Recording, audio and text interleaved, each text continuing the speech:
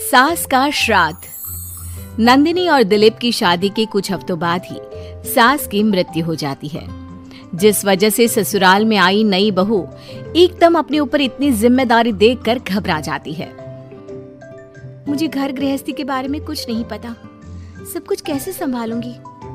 मैं तो किसी रिश्तेदार को ठीक से जानती तक नहीं। अगर कहीं कोई गलती हो गई तो लोग क्या कहेंगे?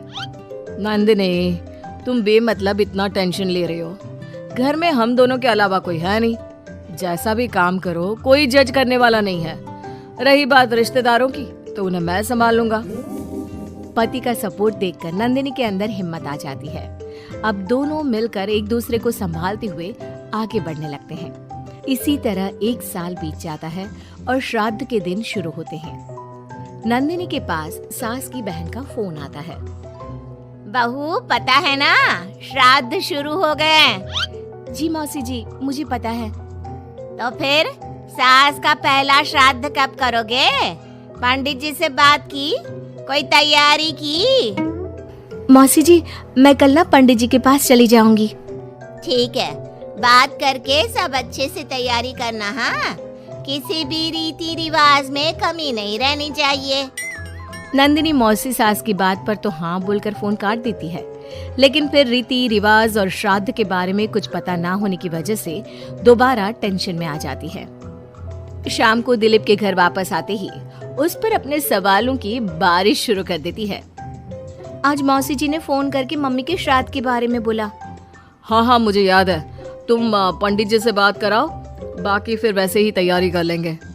वो तो मुझे पता है, लेकिन मौसी जी ने साथ में रीति रिवाज के बारे में भी बोला, और इस घर की किसी भी रिवाज के बारे में मुझे कुछ भी नहीं पता। देखो, इतना सोचने की जगह जैसा पंडित जी बोले वैसा कर लो, सब सही होगा। अगले दिन दिलीप के ऑफिस जाते ही नंदिनी घर के बाकी सब काम छोड़ पंडित जी के पास जाती है, जो उसे श्राद्ध करने की तारीख के साथ क्या और कैसे करना है सब कुछ अच्छे से समझा देते हैं। घर वापस आते ही नंदिनी मौसी सास को फोन करती है। मौसी जी, 2 दिन बाद मम्मी का श्राद्ध रखा है। ठीक है, आ जाऊंगी। और पहला श्राद्ध है, इसलिए पूरे परिवार को बता देना।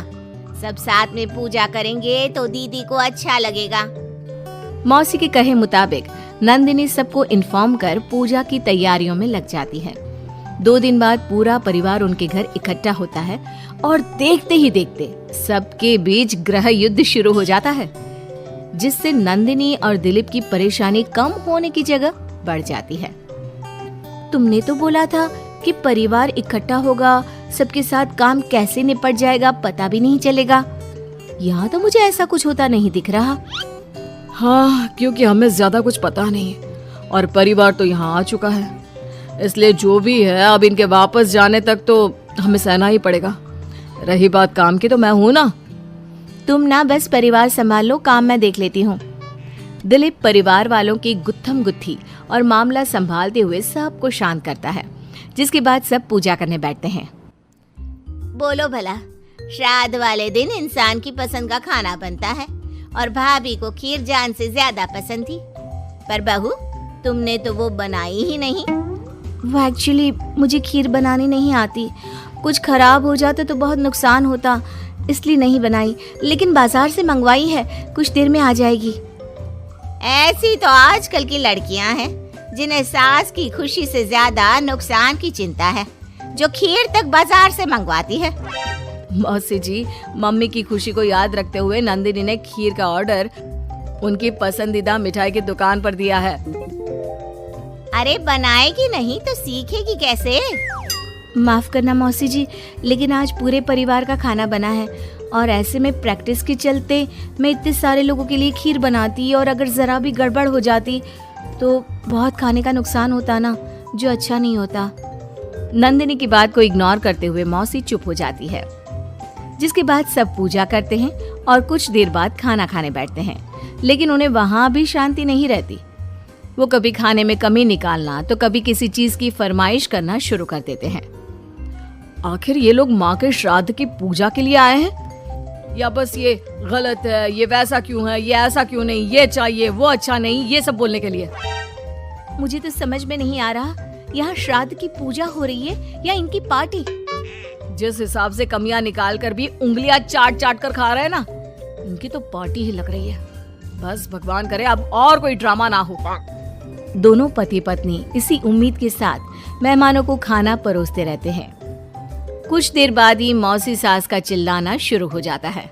हे भगवान, सब इधर आओ। ये देखो, दीदी की तस्वीर के आगे रखी पूजा की पूड़ी पर चींटियां घूम रही है।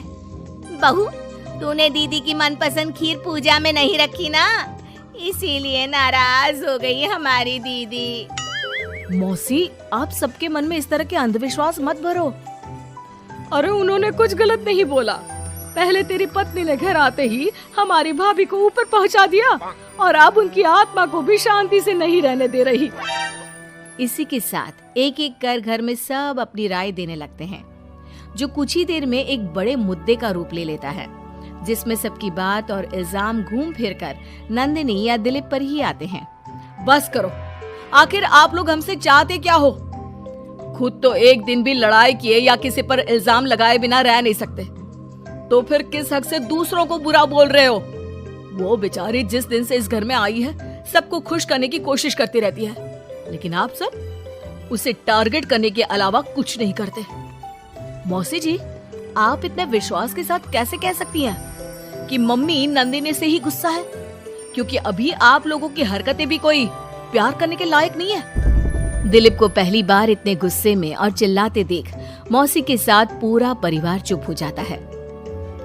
आप लोगों को मुझे जो बोलना है बोलिए, फर्क नहीं पड़ता, लेकिन प्लीज मम्मी के लिए मेरे या दिलीप के प्यार पर उंगली मत उठाइए। माफ करना, पर यकीन नहीं होता, एक ही परिवार में लोगों के बीच इतनी कड़वाहट कैसे हो सकती है?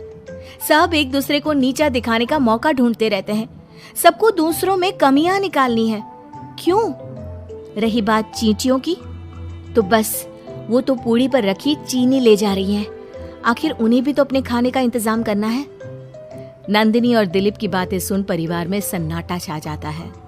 सबको अपनी गलती का एहसास होता है, लेकिन गलती ना मानने का गुरूर उन्हें आगे कुछ भी बोलने से रोकता है, जिसके चलते धीरे धीरे सब चुपचाप उठकर अपने घर जाने लगते हैं। अरे सारे कहाँ उठकर चल दिए? बेशर्मो, अब भी तुम्हारे अंदर इतनी शर्म नहीं आई कि एक सॉरी बोल दो? हमने बहू को न जाने कितना परेशान किया, फिर भी उसने पलटकर किसी को कुछ नहीं बोला। नंदिनी, हमें माफ करना।